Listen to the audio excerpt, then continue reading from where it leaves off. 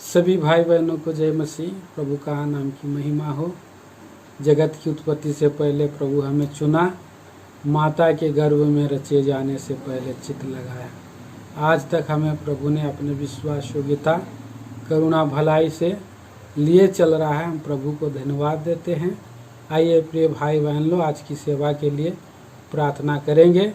प्रभु हमें अपने वचन दे, बातें करें।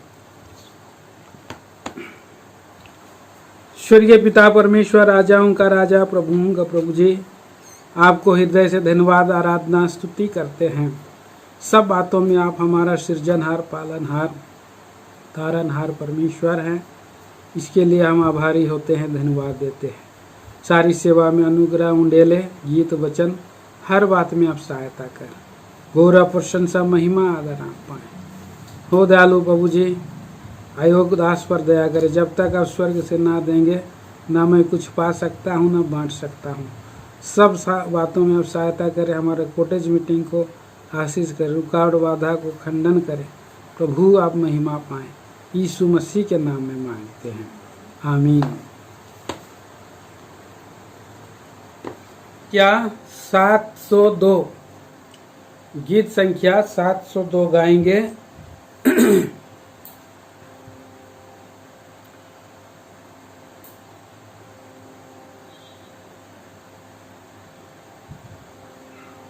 हे इब्राहिम सहाय और इस्राएल का ईश्वर जो हो, जीवित सदा है तू, जीवित सदा है तू। एलोहिम अदोनाई तेरी एक ईश्वर तू, मालिक और सृजनहार भी है तू। एलोहिम अदोनाई तेरी एक ईश्वर तू, मालिक और सृजनहार भी है तू। सबको बचाता है, अद्भुत है तू। सबको बचाता है, अद्भुत है तू। हे इब्राहिम सहाय और इस्राएल का ईश्वर जो, जीवित सदा है तू, जीवित सदा है तू। यहोवा परमेश्वर, प्रभुओं का प्रभु तू, दर्शन देने वाला ईश्वर तू। यहोवा परमेश्वर, प्रभुओं का प्रभु तू, दर्शन देने वाला ईश्वर तू। खुद को संभालता और अनंत तू, खुद को संभालता और अनंत तू। हे इब्राहिम सहाय और इस्राएल का ईश्वर जो, जीवित सदा है तू, जीवित सदा है तू। एल सदाई प्रभु तू, सर्वशक्तिमान तू, तृप्ति का भंडार है जो तू। एल सदाई प्रभु तू, सर्वशक्तिमान तू, तृप्ति का भंडार है जो तू। बहुतायत का ईश्वर रक्षक है तू, बहुतायत का ईश्वर रक्षक है तू। हे इब्राहिम सहाय और इस्राएल का ईश्वर जो, जीवित सदा है तू,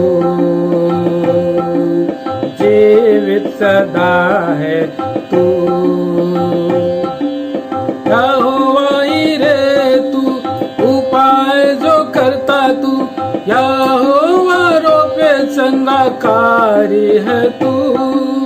यहोवा है तू, उपाय जो करता तू, यहोवा संगाकारी है तू, यहोवा निसे विजय देता है तू, यहोवा निसे विजय देता है तू। हे इब्राहिम इसहाक और इस्राएल का ईश्वर जो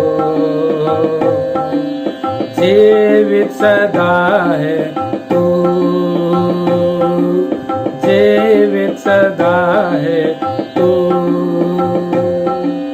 यहोवा का देश तू पवित्र करता है तू, यहोवा सलोम प्रभु शांति है तू, यहोवा का देश तू पवित्र करता है तू, यहोवा शालोम शांति देता है तू।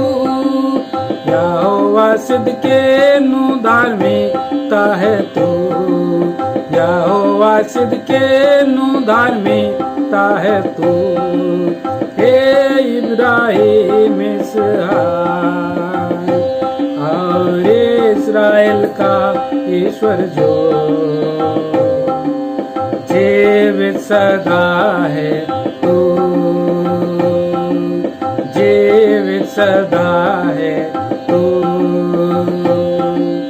यहोवा रोही तू जग का रखवाला तू, भेड़ों को कभी भी न छोड़ता है तू।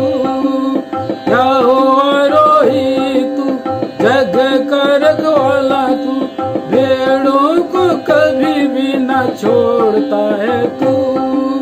साथ अपने उनको ले चलता है तू, साथ अपने उनको ले चलता है तू। हे इब्राहिम इसहाक और इस्राएल का ईश्वर जो जीवित सदा है तू, जीवित सदा है तू। यहोवा शम्मा तू उपस्थित यहाँ तू, और रहेगा प्रभु युग युग तू। यहोवा शम्मा तू उपस्थित यहाँ तू, और रहेगा प्रभु युग युग तू। सदा हमको अपने पास रखेगा तू, सदा अपना अपने पास रखेगा तू। हे इब्राहिम इसहाक और इस्राएल का ईश्वर तू जीवित सदा है तू, जीवित सदा है तू।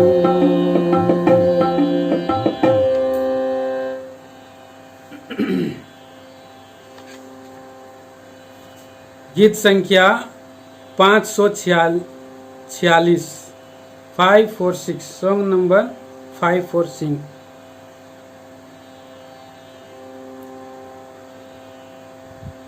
आओ चले हम मिलकर चले, उत्तम उस देश में हमें जाना है, जहाँ धार्मिकता वास करती है, जहाँ धार्मिकता वास करती है।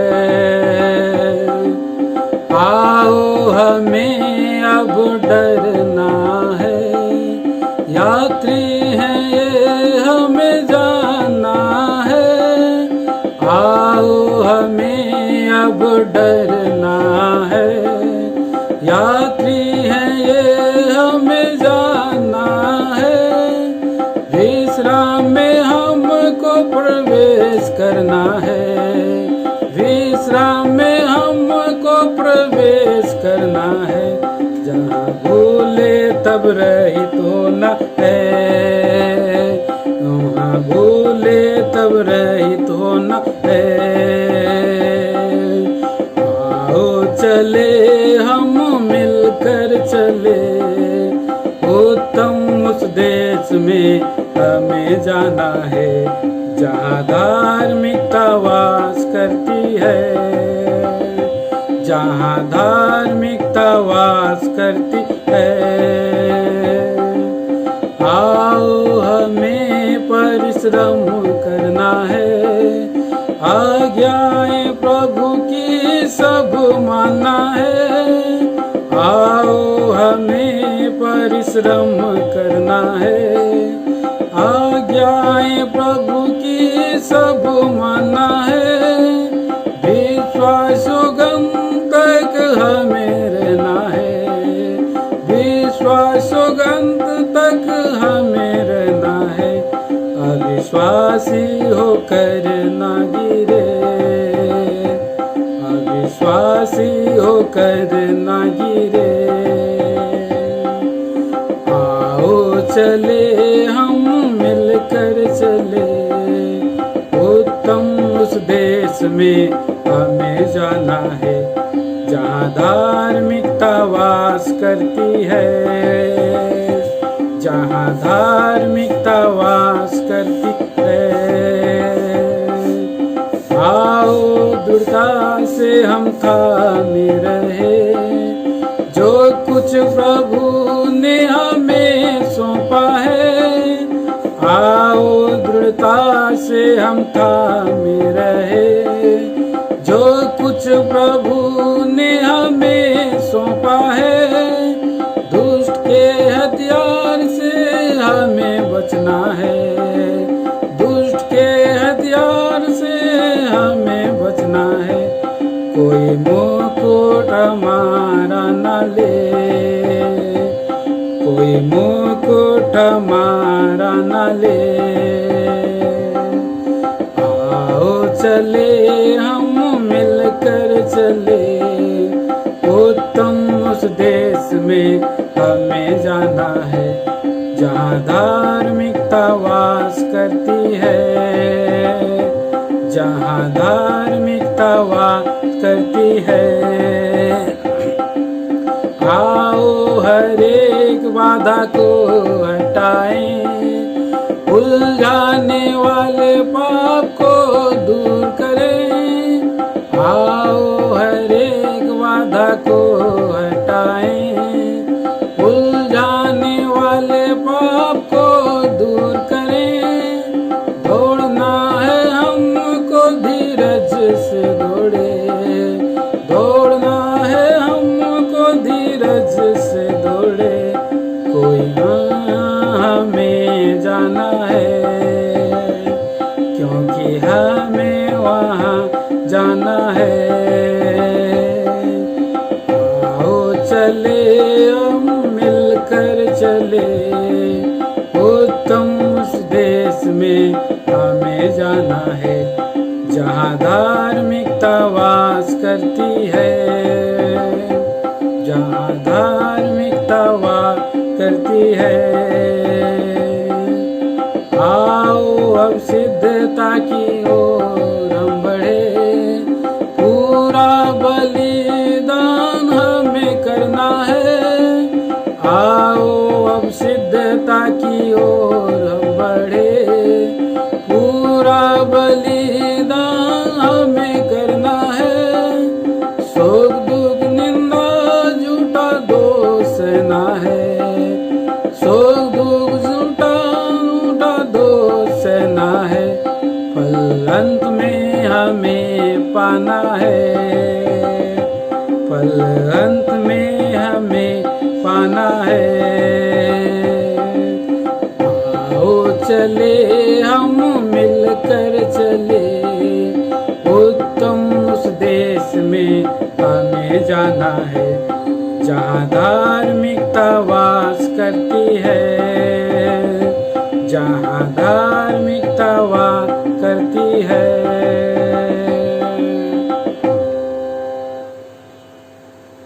आइए हम बाइबल कोरस गाएंगे। बाइबल पढ़ो और इसे मानो, आज्ञा मानते हुए बढ़ते तुम जाओ। बाइबल पढ़ो और उसे मानो, आज्ञा मानते हुए बढ़ते तुम जाओ। जीवन में पाप दिखाती है, बचने का मार्ग ये सिखाती है। जो माने वो मनुष्य बच जाता है, जीवन का आनंद वो पाता है।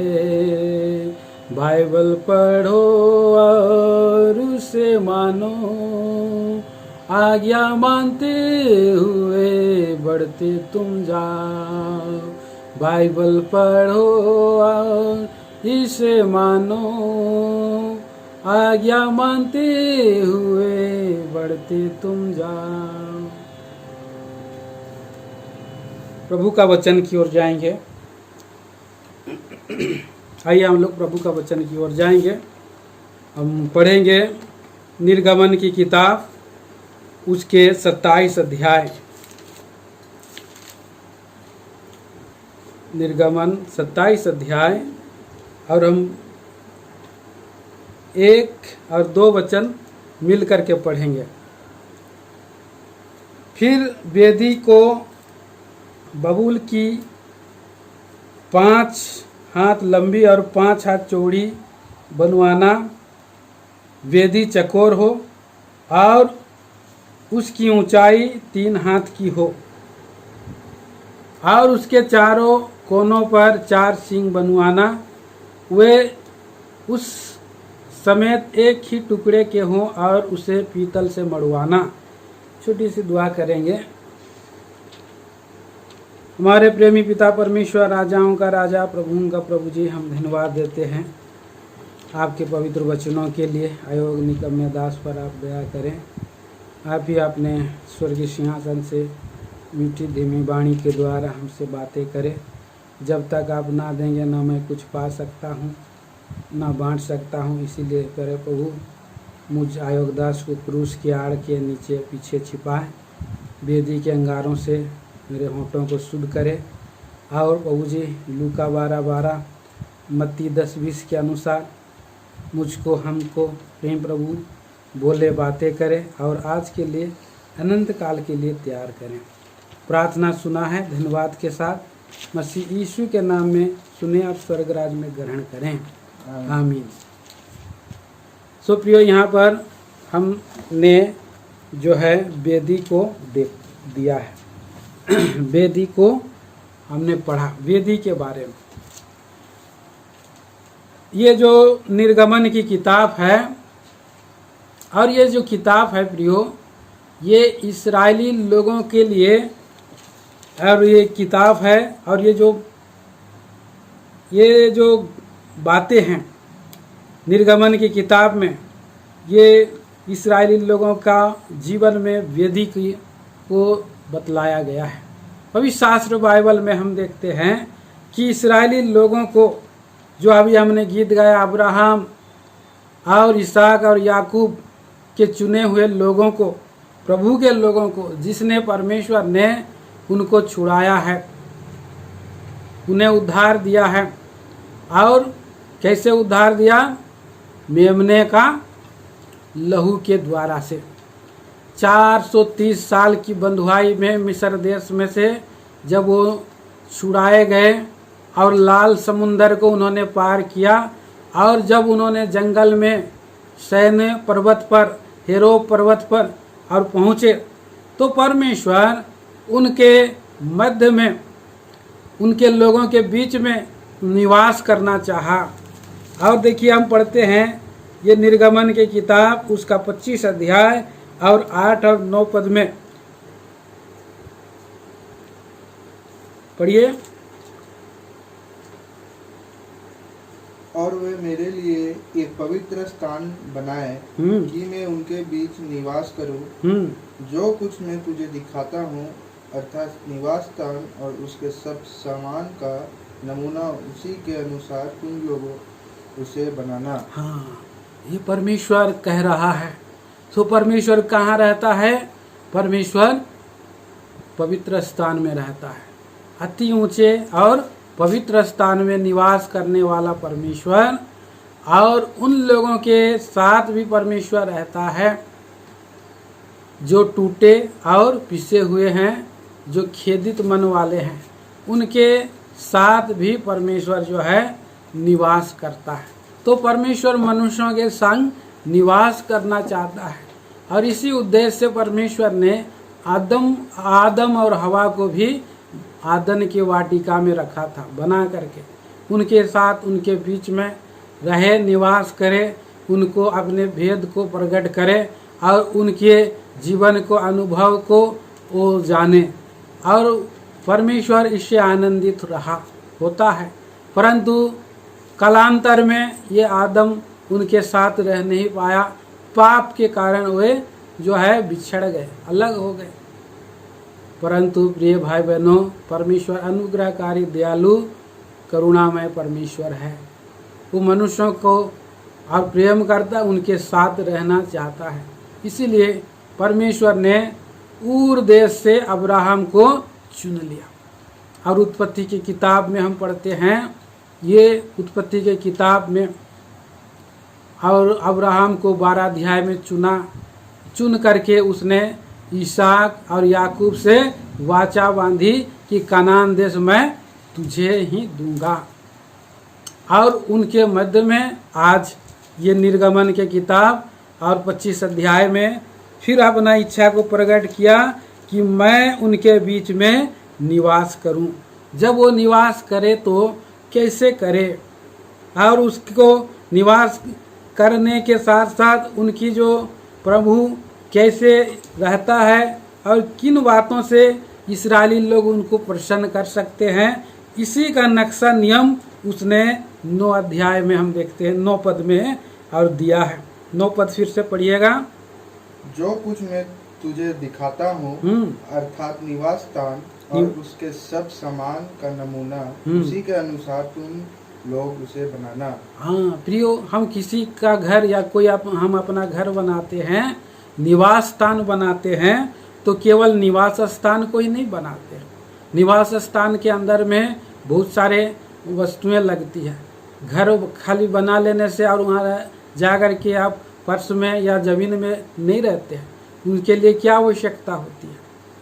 घर बनाते हैं तो छत की आवश्यकता होती है, खिड़की की आवश्यकता होती है और चौखट की आवश्यकता होती है। और उसके बाद हम देखते हैं कि ये पलंग की आवश्यकता होती है, सोफे की आवश्यकता होती है और पर्दे की आवश्यकता होती है, अलना की आवश्यकता होती है। बहुत सा घर को सजावटी आवश्यकता होती है। तो ये बहुत सी वस्तुएं होती है। तो यहाँ पर निवास स्थान के अंदर में क्या क्या वस्तुएं हैं।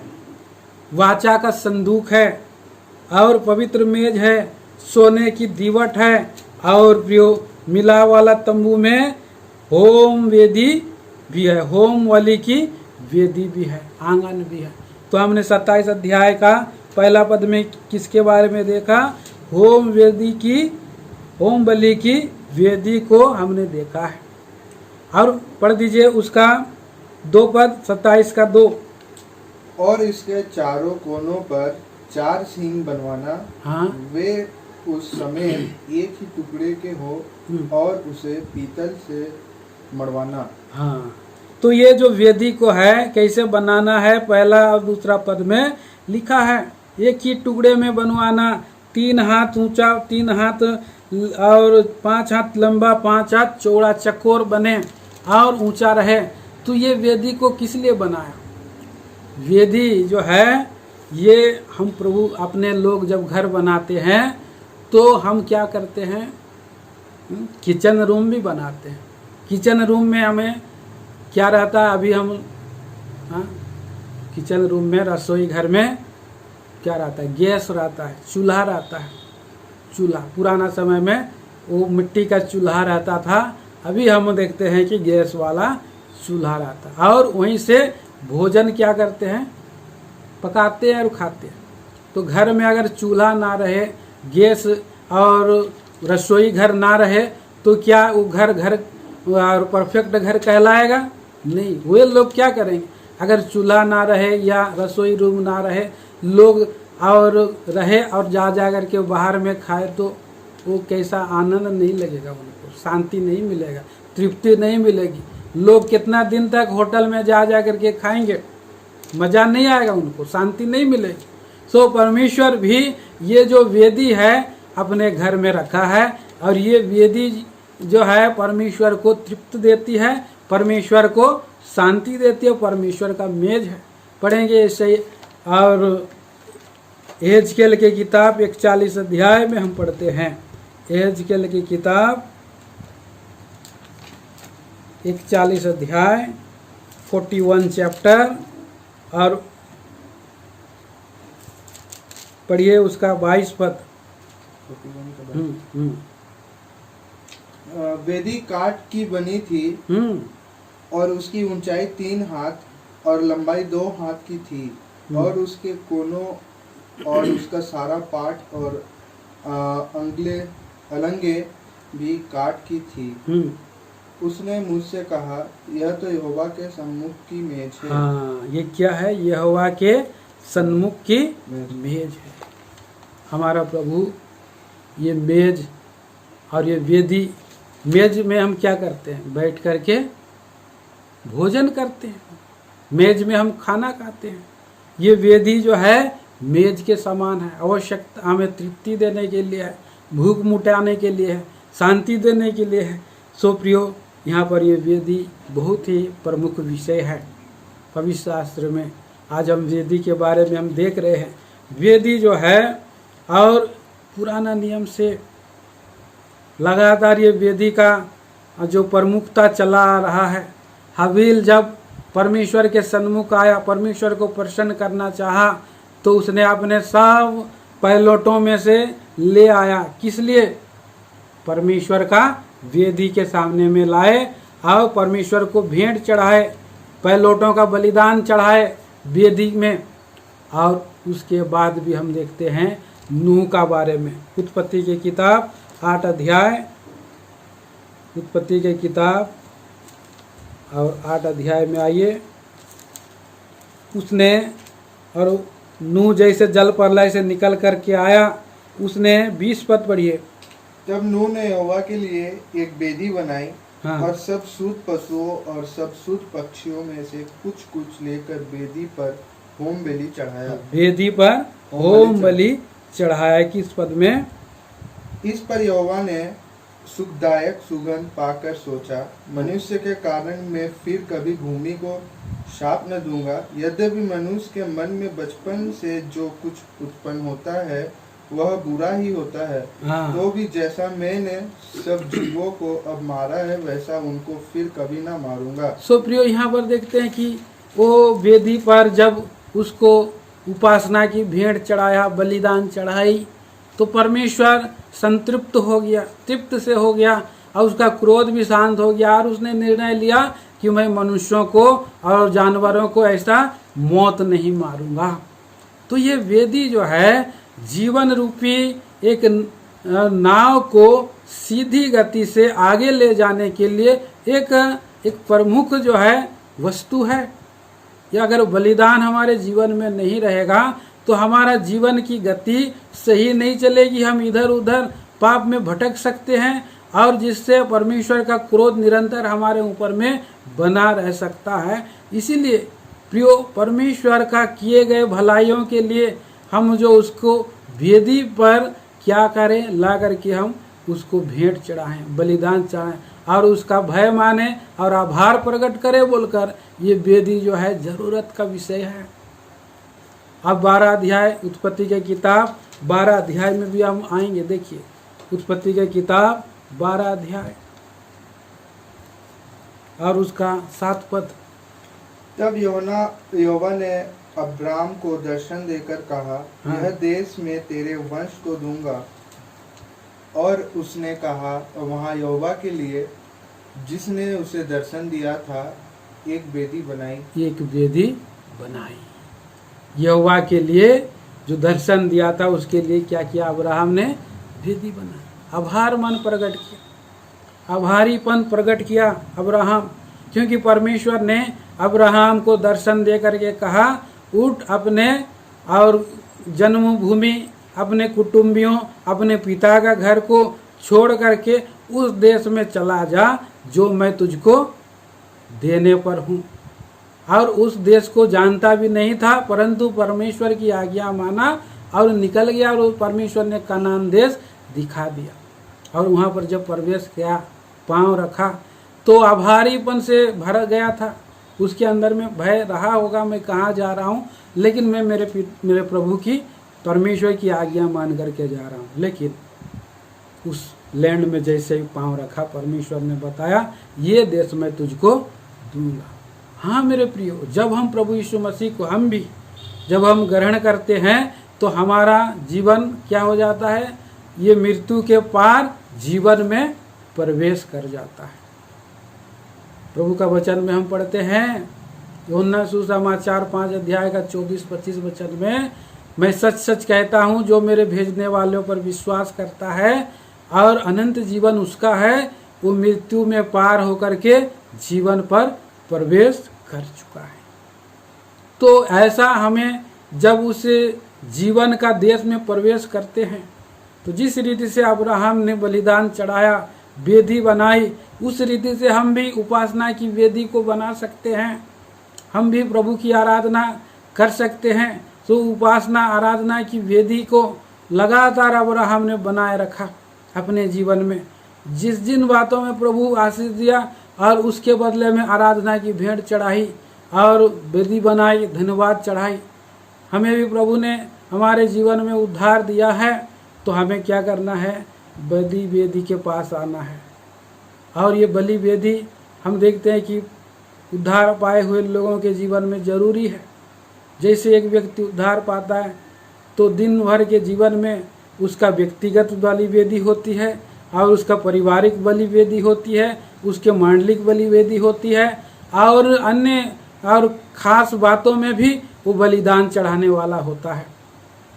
तो जो व्यक्तिगत बलि वेदी होता है, हर एक दिन सुबह जैसे वो अपने और जैसे ही खाट से उठता है, जैसे ही नया सुबह में प्रवेश करता है, तुरंत सो करके घुटने पर बैठ करके आराधना करता है, प्रभु मुझे नया दिन दिखाया, मैं आपको धन्यवाद देता हूँ। धन्यवाद की भेंट चढ़ाता है। वचन से प्रभु बातें करो, वचन के पास आता है और उसके बाद वो प्रार्थना करता है। ये पहला वेदी है प्रियो। जब उस वेदी को अपने जीवन में अपने समय का, अपने बल का अगर भेंट चढ़ाता है, ये वेदी से परमेश्वर खुश होता है, प्रसन्न होता है। फिर परिवार के रूप में, पारिवारिक रूप में भी वो दूसरी वेदी है और उसमें वो आ जाता है। परिवार में मिल करके भजन करके, वचन को ध्यान करके दिन भर के लिए वो लोग और पारिवारिक रूप में और एक वेदी में प्रवेश करते हैं। तीसरा वेदी और ये मंडली के रूप में है। मंडली में हमें प्रभु ने जोड़ा है प्रेरितों से शिक्षा पाना, संगति रखना, रोटी तोड़ना, प्रार्थना करने में लोलीन रहना। ये जो एक 4 लंगर है, कलीसियाई और गतिविधि में, संगति में लगातार बने रहना है। तो प्रिय भाई और बहनों, हम देखते हैं कि इस तरह से ये जो वेदी है उसमें लगातार बने रहना। और ये परमेश्वर का घर है, ये क्या है, एक वेदी है। पढ़ेंगे, आइए दूसरा, पहला इतिहास 21 अध्याय, पहला इतिहास और 21 अध्याय का सबसे आखिरी पद पढ़िए।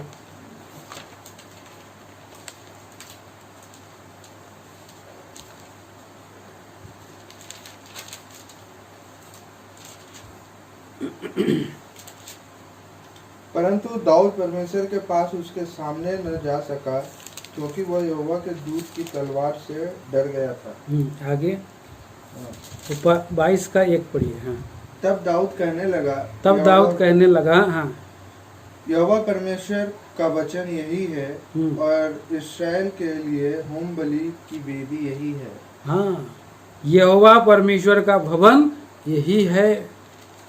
कब उसने कौन सा इससे संदर्भ में कहा? वे लोग, ये जो दाऊद जो है, ये जो संदूक जो है, वेदी संदूक जो परमेश्वर का वाचा खो गया था, फलिस्तीन देश चला गया था और सीलो टूट गया था। परंतु हम देखते हैं कि उसको फिर दाऊदपुर में लाया गया। परंतु वो दाऊद भी असमंजस में था कि परमेश्वर का भवन, परमेश्वर का होम वेदी कहाँ, कौन सा स्थान होगा।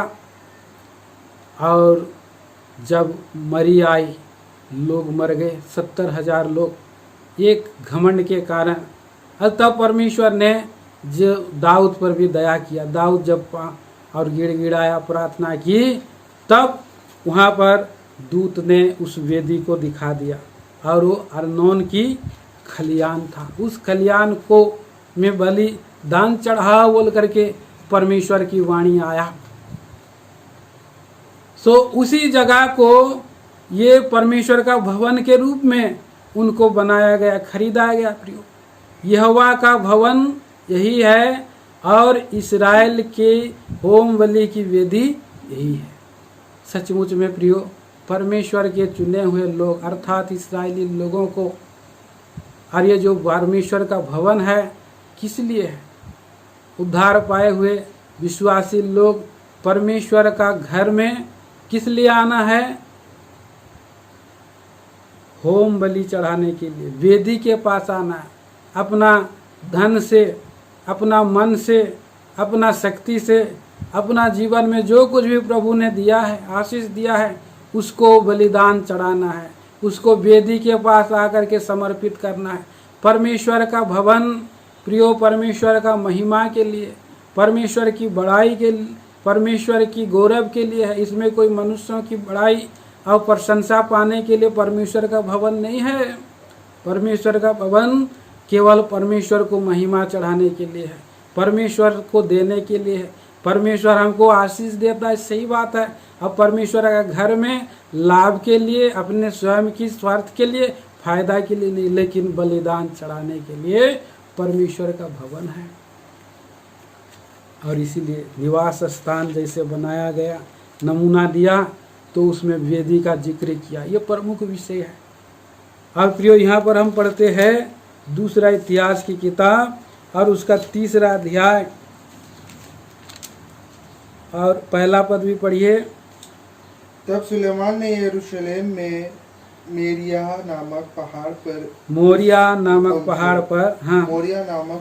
पर, उसी स्थान में यहोवा का भवन बनाना आरंभ किया, जिसे उसके पिता दाऊद ने दर्शन पाकर यबूसी ओरनान के खलिहान में तैयार किया था। हाँ, तो यहाँ पर 4 लोगों का जिक्र है। सुलेमान है, दाऊद है, ओरनान है, और तीसरा और चौथा व्यक्ति छुपा हुआ है। और वो कहाँ पर छुपा हुआ है? यरूशलेम में मोरिया नाम का पहाड़। जब मोरिया नाम का पहाड़ को हम जिक्र करते हैं, हमें क्या स्मरण याद आता है? क्या स्मरण आता है? मोरिया नाम का पहाड़ में अब्राहम ने अपना इकलौते पुत्र को अर्थात इसहाक को लेकर के मोरिया पहाड़ पर क्या करना चाह रहा था? वेदी पर बलिदान चढ़ा रहा था। मतलब ये वेदी और बलिदान की भूमि को मोरिया नामक पहाड़ दर्शाता है, और वही पहाड़ पर परमेश्वर का भवन बना है। मतलब बलिदान की भूमि पर परमेश्वर का भवन बना है। तो अब्राहम भी जो है कि बलि वेदी चढ़ाता था और हर बातों में मेमना बलिदान करता था और मेढ़ा बलिदान करता था और बड़ा बड़ा पशु बलिदान करता था। परंतु परमेश्वर भी उसकी परीक्षा करने लगा, क्या सचमुच वो मुझसे ज़्यादा प्रेम करता है और अपना इकलौता पुत्र को, जिससे वो बहुत प्यार करता है, मुझसे मेरे लिए बलिदान चढ़ा सकता है क्या? तो हमारा पास छोटी मोटी नहीं वरन बहुमूल्य वस्तुओं को भी, प्रिय वस्तुओं को जिसको हम अधिक प्यार करते हैं, वो भी बलि वेदी के पास लाना मांगता है कि हमें परीक्षा करके देखे। क्योंकि हमारा प्रभु परमेश्वर हमें ऐसे ही परीक्षा नहीं करता है। सचमुच में उसने भी हमारे लिए सबसे कीमती और उसके लिए सबसे बहुमूल्य, सबसे कीमती और प्रिय पुत्र को बलिदान चढ़ाया। कहाँ पर? वेदी पर। कहाँ? कौन सी वेदी? क्रूस की वेदी पर चढ़ाया। पढ़िएगा यूहन्ना सुसमाचार 3रा अध्याय और 14 और 15 वचन। यूहन्ना सुसमाचार की किताब 3 अध्याय 14 और 15 पद।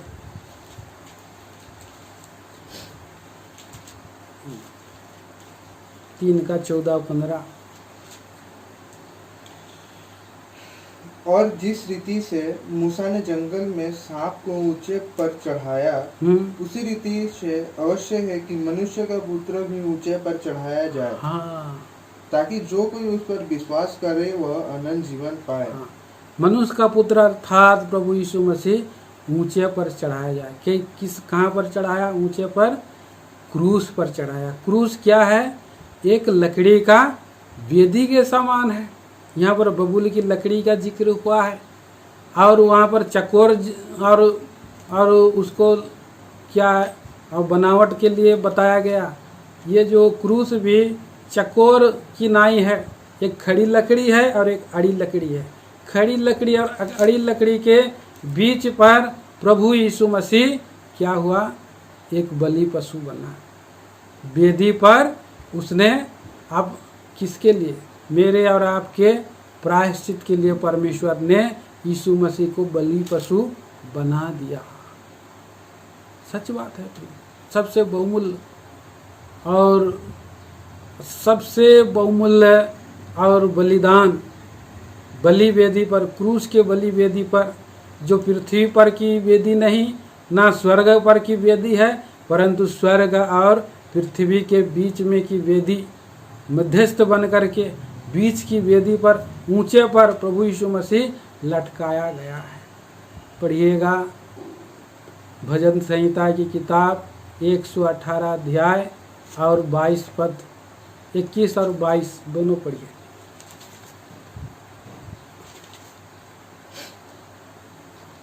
हे यहोवा, मैं तेरा धन्यवाद करूंगा, हाँ। क्योंकि तूने मेरी सुन ली है और मेरा उद्धार ठहर गया है।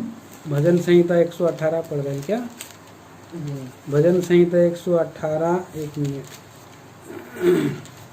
और माफ करिए 26-27। धन्य है वह जो यहोवा के नाम से आता है। हाँ, हमने तुमको यहोवा के घर से आशीर्वाद दिया है। यहोवा परमेश्वर है और उसने हमको प्रकाश दिया है। यहोवा परमेश्वर है, उसने हमको प्रकाश दिया है।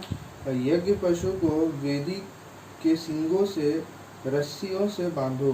प्रभु यीशु मसीह प्रियो यहाँ पर यज्ञ पशु बना है। इसे न केवल रस्सी से बांधा गया, वरन हमारे और खीले से हाथ ठुकाए गए हैं। उसके खीले से उसका, और हाथ को भी खीले से ठोक दिया है, पाँव को भी खीले से बांध दिया, ठोक दिया है, छाती पर भाला भोंक दिया। हमारे लिए वध पशु बना, वेदी के सींगों पर बांधा गया।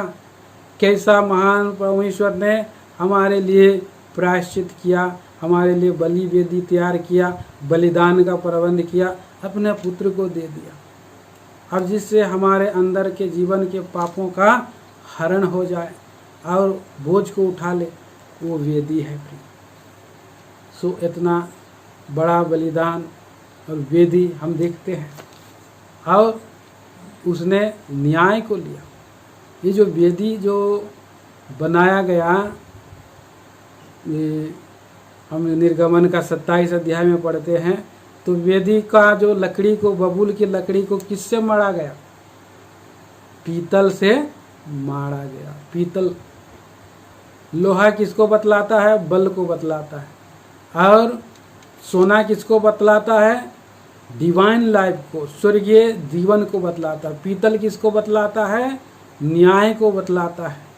न्याय, जो लोग कुड़कुड़ाते थे, बुड़बुड़ाते थे जंगल में मूसा के विरुद्ध, परमेश्वर के विरुद्ध, और वहाँ पर कुड़कुड़ाने बुड़बुड़ाने से परमेश्वर ने उनको, उनका कुड़कुड़ाहट बुड़बुड़ाहट के कारण सांपों को भेजा, जहरीला सांप, और सांप उनको काटने लगे।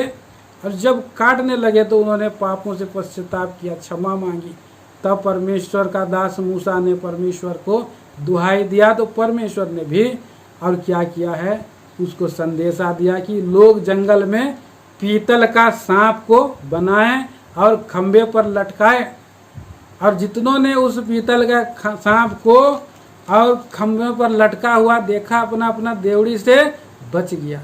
वो दंड का अप्रायश्चित, न्याय का अप्रायश्चित जो है पीतल के सांप, पीतल का वो टंगा हुआ सांप से जो कि प्रायश्चित हुआ। हमारा प्रभु यीशु मसीह भी जो है हमारे लिए और न्याय को उठाया है। जिसने भी प्रभु यीशु मसीह की ओर दृष्टि किया उन्होंने ज्योति पाई और उनका जीवन बदल गया। परमेश्वर का श्राप हट गया, पापों का प्रायश्चित हो गया, और वो यीशु मसीह है जो वेदी के ऊपर पर, क्रूस एक वेदी है, उसके ऊपर पर बलिदान हुआ है। सो प्रिय भाई बहनों, हमारे जीवन में ये बलिदान आवश्यक है, वेदी आवश्यकता है। वेदी का उद्धार पाए हुए लोग भी परमेश्वर को तृप्त करें, वेदी के सामने में लाए जाएं। वेदी जो है बलिदानिक जीवन उनका हो, आत्मा प्राण देह को समर्पित करें। ये एक बलि वेदी है, भवता हुआ बलिदानिक जीवन जिए, इसलिए वेदी है। तो ये वेदी लगातार मनुष्य के जीवन में और रहे। पढ़िएगा लेवी व्यवस्था की किताब 6 अध्याय 13 वचन।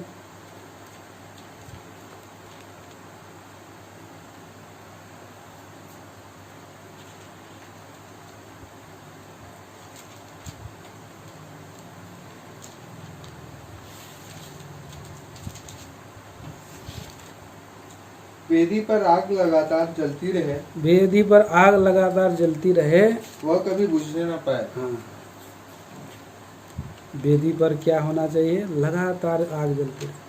तो ये वेदी कौन है? आज पुराने समय में परमेश्वर ने लकड़ी का वेदी बनाया।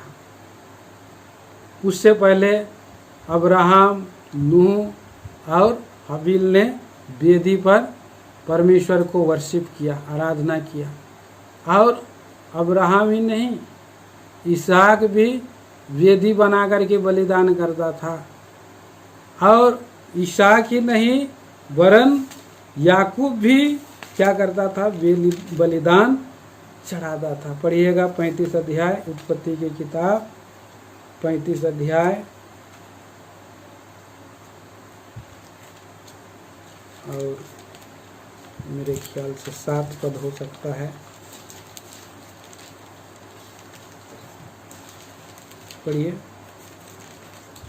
वहाँ उसने एक वेदी बनाई, वहाँ उसने एक वेदी बनाई और उस स्थान का नाम एल बेतेल रखा, क्योंकि जब वह अपने भाई के डर से भागा जाता था तब परमेश्वर उस पर वही प्रकट हुआ था। हाँ, उसने एक वेदी बनाई है, उसका नाम एल बेतेल रखा। बेतेल का परमेश्वर।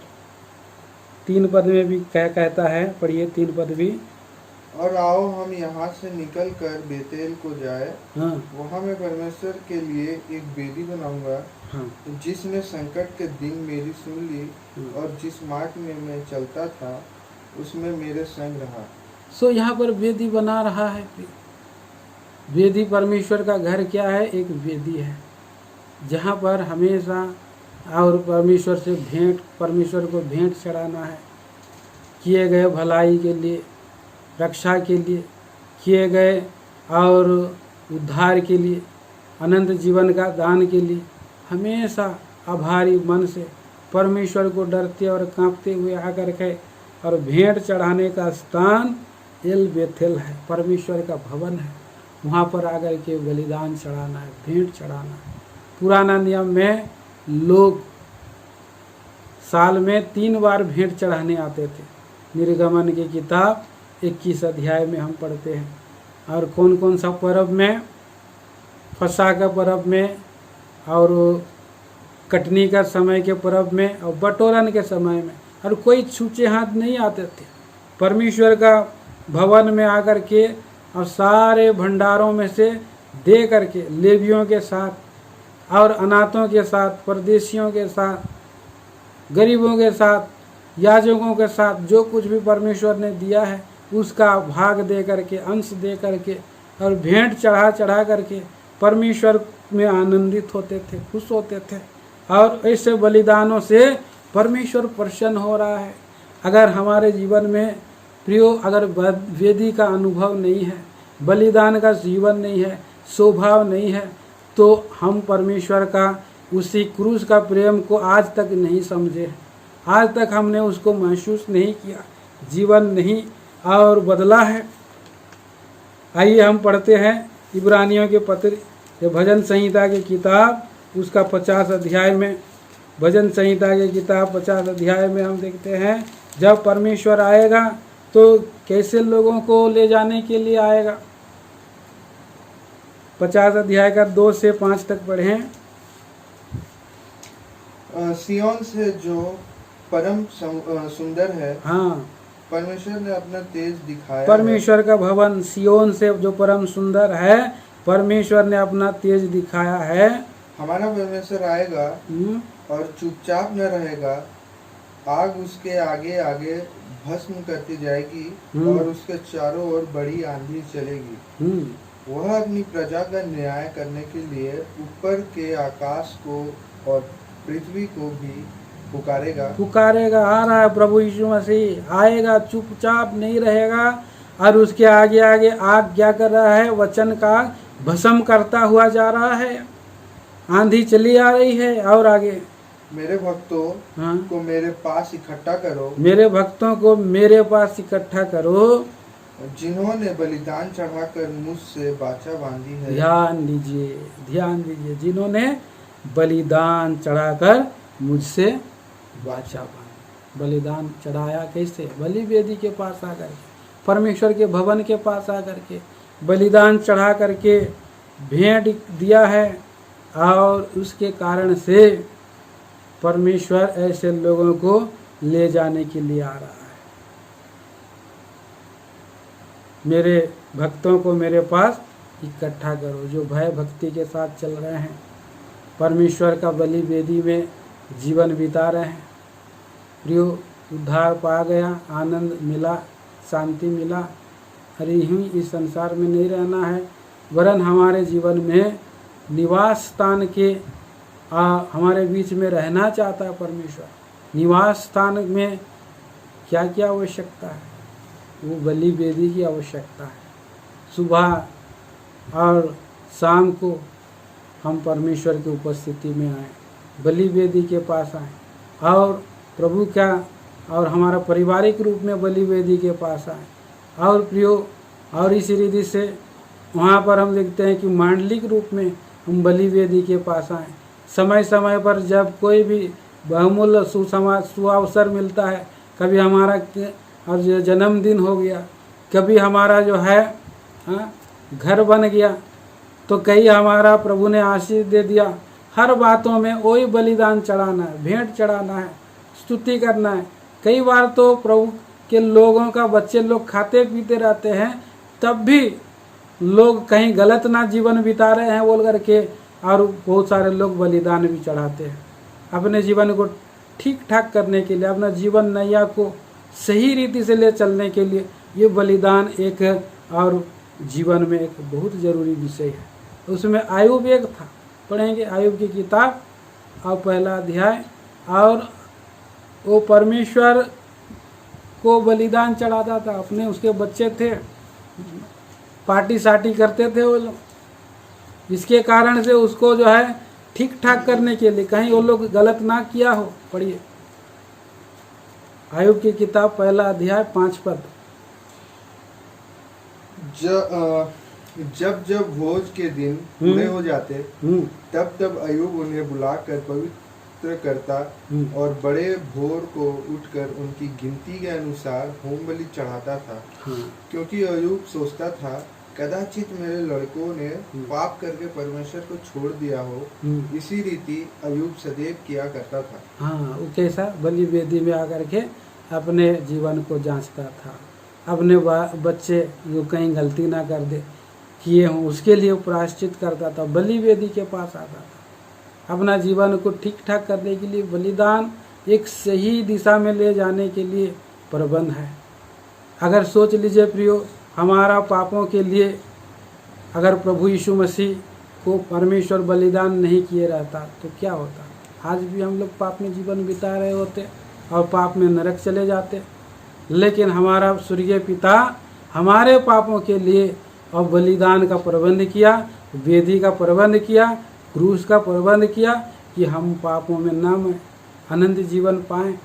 और इसी रीति से प्रियो, हमें भी बलिदानिक जीवन बिताते हुए, बलि वेदी के पास आते हुए लगातार आत्मा प्राण देह को भवता हुआ बलिदान चढ़ाएं। एक और पद पढ़ेंगे और 2 पद पढ़ेंगे, फिर हम इसको शेष करेंगे, ख़त्म करेंगे। रोमियो की पत्री 12 अध्याय, रोमियो की पत्री 12 अध्याय 1 पद। इसलिए हे भाइयों, मैं तुमसे परमेश्वर की दया स्मरण दिलाकर विनती करता हूँ कि अपने शरीरों को जीवित और पवित्र और परमेश्वर को भावता हुआ बलिदान करके चढ़ाओ, यही तुम्हारी आत्मिक सेवा है। हमारा जीवन को परमेश्वर इसीलिए चुना है, प्रभु यीशु मसीह इसलिए बलि वेदी पर चढ़ा है कि हमारे शरीर को भी कैसा जीवित और पवित्र रखें। हम जीवित कहलाते हैं परंतु हैं मरे हुए, पर जीवित परमेश्वर जीवित रहें, पवित्र रहें, पापों में मरे ना रहें, पवित्र जीवन बिताएं, भावता हुआ जीवन बिताएं। ये जीवन यीशु के लिए बलिदान तुम्हें करना है। गीत हम गाते हैं, हाँ, पाँव से तू कहाँ जाता है, पाँव से तू कहाँ जाता है बोलता, हाथों से कैसे तू काम करता है, क्या प्रभु का काम करता है, कान से तू क्या क्या सुनता है, आँखें तुझे क्या क्या दिखाती है, मन में क्या क्या सोचता है। ये गीत का मीनिंग है। सो हम कैसे हमारा जीवन में बलिदान होना चाहिए। आत्मा प्राण देह को परमेश्वर के लिए बलि वेदी पर अपने आप को सुगंधित धूप किनाई रखना है, पवित्र रहना है। प्रभु यीशु मसीह को जब पौलुस जाना तो अपना जीवन को उसने बलिदान कर दिया, भवता हुआ बलिदान कर दिया। जब उसने देखा कि यीशु मसीह मेरे लिए बलि वेदी पर चढ़ गया, क्रूस पर चढ़ गया, तो क्या करूँगा मैं मेरे लिए मैं नहीं जीऊँगा, कहा उसने। गलतियों की पत्री 2 अध्याय 20 पद, गलतियों की पत्री 2 अध्याय का 20 पद।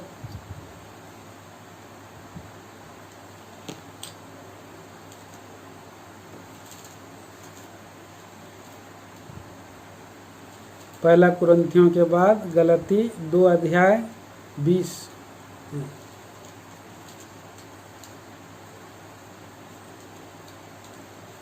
जल्दी, हाँ पढ़िए। 2 का 20, गलती 2 का 20। मैं मसीह के साथ क्रूस पर चढ़ाया गया हूँ, मैं मसीह के साथ क्रूस पर चढ़ाया गया हूँ। अब मैं जीवित न रहा, हाँ। पर मसीह मुझ में जीवित है, और मैं शरीर में अब जो जीवित हूँ तो केवल उस विश्वास से जीवित हूँ जो परमेश्वर के पुत्र पर है, जिसने मुझसे प्रेम किया और मेरे अपने आप को दे दिया। मेरे लिए अपने आप को दे दिया। उसने जाना कि यीशु मसीह मेरे लिए बलि वेदी पर चढ़ा, क्रूस पर चढ़ा। क्रूस एक बलि वेदी है, मेरे लिए मर गया, मेरे बदले मर गया, तो मैं भी उसके लिए, मैं संसार में अपने जीवन के लिए मर जाऊंगा। अपने जीवन के लिए न केवल मरा, परंतु अपने शरीर की अभिलाषाओं के लिए भी क्रूस पर चढ़ाया गया। 24 पद पढ़िए, 5 अध्याय 5 का 24, गलती 5 का 24। और जो मसीह यीशु के हैं, उन्होंने शरीर को उसकी लालसाओं और अभिलाषाओं समेत क्रूस पर चढ़ा दिया है। तो मसीह यीशु का वो हो गया है, अब अपने शरीर की लालसाओं को क्रूस पर चढ़ाया गया। शरीर की बहुत सा लालसाएं रहता है। शरीर से बोलता है मैं अच्छा एकदम रंग बिरंगा कपड़ा पहनूंगा, लेकिन आत्मा बोलता है बेटे तू रंग बिरंगा कपड़ा पहनेगा, कटा हुआ कपड़ा पहनेगा तो तू दूसरे के लिए ठोकर का कारण होगा। तुझको देख करके लोग घायल हो सकते हैं, पाप में गिर भी सकते हैं। सो ये शरीर की लालसाओं के लिए, खाने पीने की वस्तुओं के लिए उसने क्या किया, मर गया। शरीर का लालसा बहुत आता है मन में।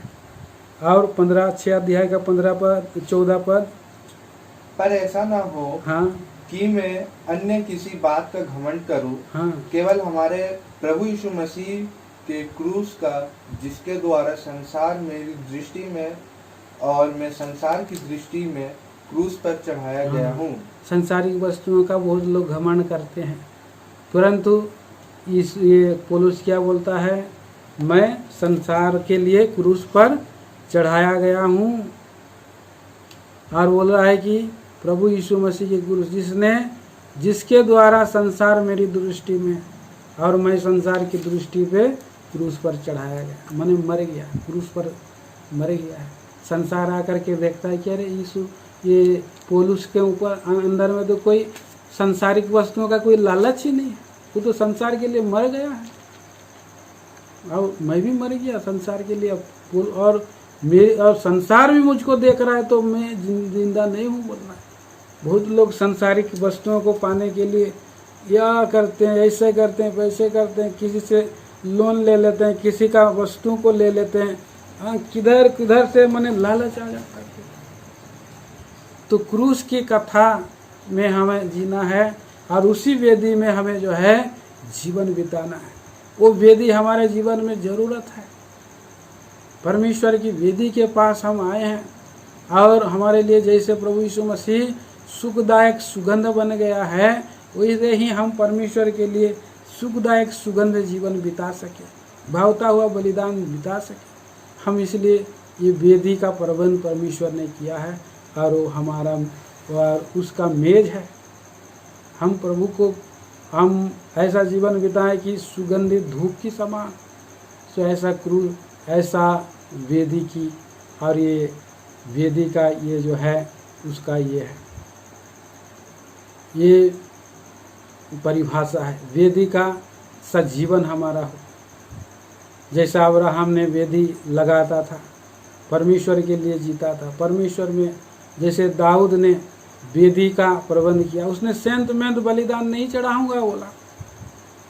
जब उसने उस भवन को देखा, उस स्थान को देखा, तो अरनोन की खलियान में गया और उसने अरनोन भी फ्री में सब दे रहा था भेंट, लेकिन परमेश्वर को मैं फुकट में आराधना नहीं करूँगा, मैं बलिदान चढ़ाऊँगा, मैं भेंट चढ़ाऊँगा, अपना धन से तो भेंट चढ़ाना है। ये परमेश्वर का भवन एक बलिदान की वेदी है, उसमें आकर के चढ़ाना है।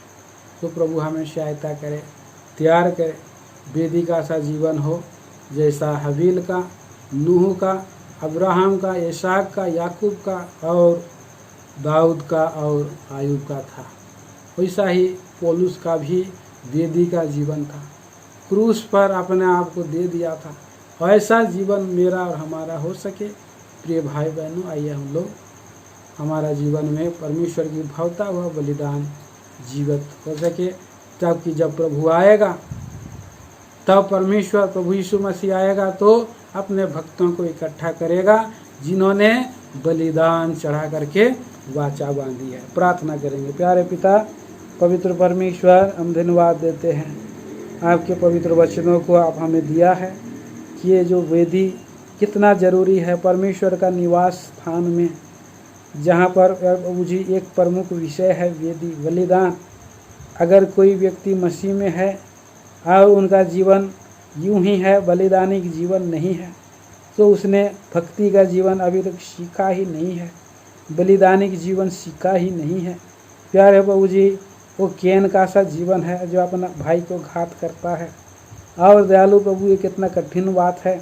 महान पिता परमेश्वर, आपका जीवन को अब्राहम ने जाना और पहले यीशु मसीह के क्रूस पर चढ़े, इससे पहले अब्राहम ने जाना इसहाक को बलिदान करके, और नूह ने भी जाना जब उसने बच गया।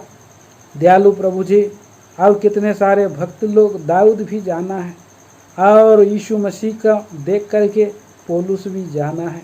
ये बलिदानिक जीवन हर एक की आवश्यकता है, ताकि लोग कहें प्रभु जी कह सके कि मुझे मसीह का प्रेम से कौन अलग कर सकता है, क्या नंगाई, क्या अकाल, क्या जोखिम, क्या तलवार, क्या मरी। प्रभु का प्रेम को से मुझे कोई भी और दूर नहीं कर सकता है। मैं तो वध होने वाला उसी मेमने के समान हूँ, कह सकता है। और क्योंकि हमारा प्रभु यीशु मसीह मेमना बना, मेरे लिए बलिदान हुआ, हमारे लिए सुखदायक सुगंध बना। ऐसे अनुभव में हर एक को प्यारे प्रभु जी और जीवन बिताने में सहायता करे और सब बातों में आपकी नाम की महिमा हो, वचन की रक्षा को करे और आशीष के घेरे में बनाए रखे, आपके लोगों के साथ रहें। कलीसियाई हो या विश्वव्यापी कलीसिया की हो, सारे भाई बहनों को आशीष कर सहायता करे। इस प्रार्थना को सुन लीजिए, मसीह यीशु के नाम में मांगते हैं, आमीन। आप प्रभु यीशु मसीह का अनुग्रह, परमेश्वर पिता का प्रेम, पवित्र आत्मा की गहरी सहभागिता हमारे और सारे संतों के साथ सदा सर्वदा होता रहे, आमीन। जय मसीह की।